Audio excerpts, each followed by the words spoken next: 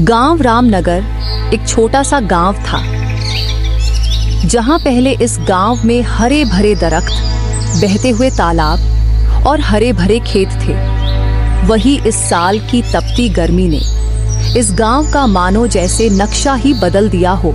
गर्मी के कारण तालाब, पेड़ और खेत सूख गए। तपती धूप और गर्म लू दिन ब दिन तेज होती जा रही थी। ऐसा लग रहा था जैसे सूरज आग उगल रहा हो।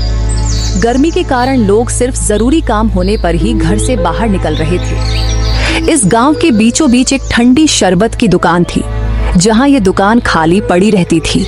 वहीं इस बार की तपती गर्मी सबको यहाँ खींच लाई। यहाँ सुबह शाम बूढ़े बुजुर्ग और कामगार जमा रहते और अपनी गर्मी को इस शरबत से ठंडा करते। अरे इस बार की गर्मी ने तो हद ही कर दी है। एक हफ्ते से एक बूंद भी पानी नहीं है। खेत सूखे पड़े हैं और बिजली भी दिन भर में सिर्फ 2 घंटे आती है। हाँ रे चौधरी, तो सही कह रहा है। ये गर्मी तो हम गरीबों पर आग की तरह बरस रही है। आज तो लक्ष्मण का छोटा बेटा स्कूल से लौटते वक्त रास्ते में गिरकर बेहोश हो गया, गर्मी के कारण। गर्मी तो जैसे जान लेकर ही मानेगी। ना पानी ना हवा, सिर्फ सूरज का जलवा ही हर जगह दिखाई देता है। गांव में ऐसे हालात कभी नहीं देखे। पिछले साल भी गर्मी थी, लेकिन इस बार तो सब सीमा पार हो गई। ऐसा लगता है जैसे धरती ने सांस लेना छोड़ दिया हो। हाँ रे, इस साल की गर्मी ने गरीब की कमर ही तोड़ दी। अब सिर्फ सूखी मिट्टी और प्यास की चीखें सुनाई देती हैं। गर्मी ने सब कुछ सुखा दिया है, जमीन, जीवन और लोगों की उम्मीदें। हर सांस गर्मी से भारी लग रही है और हर आंख पानी के लिए तरस रही है। अरे चाचा, या ठंडा ठंडा शरबत पियो और अपने गुस्से और गर्मी को ठंडा करो। अरे हाँ रे राजो, शरबत पिला, शायद गुस्सा इसी से ठंडा हो। ए राजो, मेरे लिए 3 गिलास बना। 1 गिलास से मेरी गर्मी खत्म नहीं होगी। गांव में हर घर तपती धूप और गर्म लौ से परेशान था। उन्हीं में से एक घर लक्ष्मण का भी था। लक्ष्मण अपनी पत्नी राधा और बेटी रोशनी के साथ रहता था। लक्ष्मण गांव-गांव जाकर सब्जियां बेचने का काम करता था। ऐसे ही एक सुबह लक्ष्मण सो रहा होता है कि इतने में लाइट चली जाती है। अरे राधा, तुमने पंखा क्यों बंद कर दिया है? मैंने पंखा बंद नहीं किया है, लाइट ही चली गई है। एक तो जिंदगी में सुकून ही नहीं है, इतनी गर्मी ऊपर से लाइट चली गई। कब ये गर्मी जाएगी और जिंदगी में सुकून आएगा? राधा, तुम सब्जियों पर पानी छिड़क दो, मैं फिर निकलता हूँ सब्जियाँ बेचने। घर में पानी खत्म हो गया है। हर सुबह 3 किलोमीटर चलकर पानी लाना पड़ता है। कल तो मैं गिरते गिरते बची। सिर्फ एक ही मटका है घर में। अगर 2-3 मटके होते तो ज्यादा पानी उठाकर ले आती। कब तक चलेगा ये सब लक्ष्मण?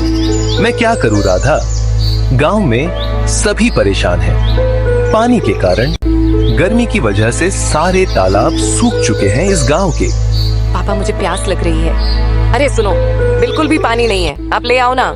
ठीक है, मैं पानी लेकर आता हूँ। लक्ष्मण मटका लेकर पानी की तलाश में निकल जाता है। इतनी तपती धूप में वो इधर उधर पानी तलाश करता है, लेकिन पानी कहीं नहीं मिलता।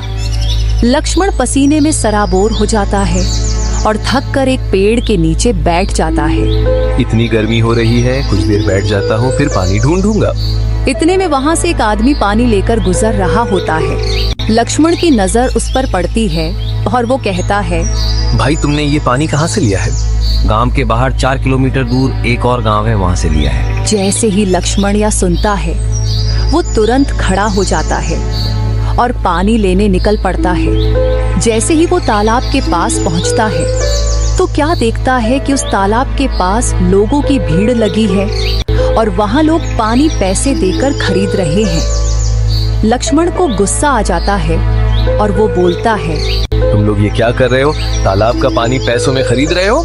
ये तो कुदरत का पानी है, इस पर तो सबका हक है। इसको सब इस्तेमाल कर सकते हैं। अरे भाई, हम यहाँ सालों से पानी खरीद कर ही इस्तेमाल कर रहे हैं। इस गांव और तालाब पर इस गांव के सरपंच का कब्जा है।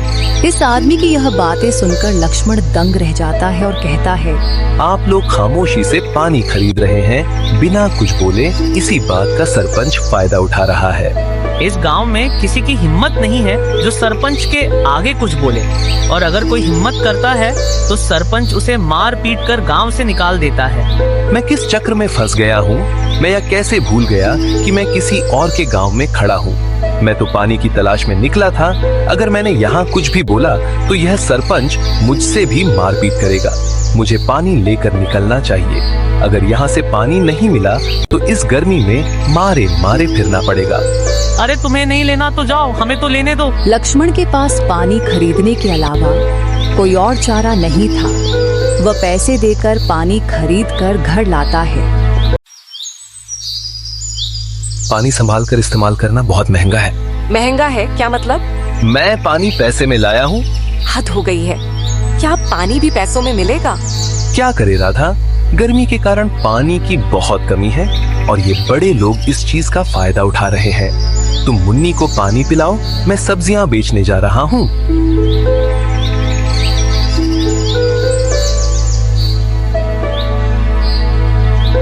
इसी मुरझाए हुए चेहरे के साथ लक्ष्मण पहले अपनी गाय को पानी पिलाता है, जो गर्मी और प्यास की शिद्दत से पानी की राह देख रही थी, और फिर सब्जियां लेकर काम पर चला जाता है। सब्जियां ले लो, ताजी ताजी सब्जियां ले लो। गर्मी के कारण लोग घर से निकल ही नहीं रहे थे। फिर काफी देर खड़े रहने के बाद एक औरत आती है। कैसे हो लक्ष्मण भाई? तुम शाम के समय आ जाओ ना सब्जियां बेचने। देखो ना कितनी गर्मी हो रही है। 1 मिनट भी पैर नहीं रखा जा रहा जमीन पर। ऐसा लग रहा है कि जमीन आग बरसा रही है। बहन, मैं शाम में नहीं आ सकता, अंधेरा हो जाता है। हाँ ये तो है। अच्छा ये बताओ, आलू किस हिसाब से दे रहे हो? 30 रुपए की 1 किलो आलू है। क्या हो गया है लक्ष्मण भाई, इतने महंगे आलू? बहन, इतनी महंगाई हो गई है, अब तो पानी भी पैसों में मिल रहा है। सही कह रहे हो लक्ष्मण भाई, कभी नहीं सोचा था कि पानी भी अब पैसों में मिलेगा। कितना महंगा कर दिया है टैंकर। नहीं, मैं टैंकर की बात नहीं कर रहा। फिर किसकी बात कर रहे हैं? नहीं कुछ नहीं। यह कहकर लक्ष्मण अपना थैला लेकर चला जाता है। रास्ते में लक्ष्मण को शरबत की दुकान दिखाई देती है और वो वहां थककर बैठ जाता है। लक्ष्मण इस सोच में डूबा हुआ होता है। ये सरपंच कितना जालिम है, तालाब का पानी पैसों में बेच रहा है, गरीब कहाँ जाएगा? क्या हुआ लक्ष्मण, किन सोचों में गुम हो? चाचा किया तालाब का पानी भी बिकता है। नहीं लक्ष्मण, अब इतने भी बुरे दिन नहीं आए जो तालाब का पानी पैसों में मिले। मुझे लगता है कि लक्ष्मण के दिमाग में गर्मी चढ़ गई है, इसीलिए ऐसे बेहकी बेहकी बातें कर रहा है। भला तालाब का पानी कौन पैसों में लेगा? इनकी यह बातें सुनकर लक्ष्मण सोचता है, क्या मुझे यह बात इन लोगों को बतानी चाहिए? क्या हुआ लक्ष्मण बेटा, फिर गहरी सोच में पड़ गए? मुझे आप लोगों को एक बात बतानी है। 4 किलोमीटर दूर एक गांव है और उस गांव के लोग तालाब का पानी खरीदकर इस्तेमाल करते हैं। अच्छा तो ये बात है, इसीलिए तुम इतने परेशान हो? हमें गांव के लोगों को सरपंच के जुल्म से बचाना चाहिए। अब गांव के लोग पुलिस को सूचना देते हैं और पुलिस उन लोगों को गिरफ्तार कर लेती है। उस गांव के सब लोग खुश हो जाते हैं और इन गांव वालों का शुक्रिया अदा करते हैं और कहते हैं, हमें पता है कि आपके गांव में पानी की काफी कमी है। आप जब चाहें पानी लेने आ सकते हैं हमारे गांव में।